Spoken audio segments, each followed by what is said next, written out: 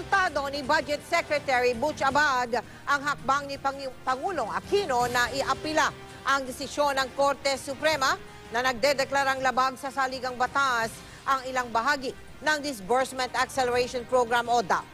Sa harap ng Liga ng mga Alkalde sa bansa, iginiit ni Abad na madaling natutugunan ng mga pangangailangan ng mga lokal na pamahalaan sa ilalim ng DAP.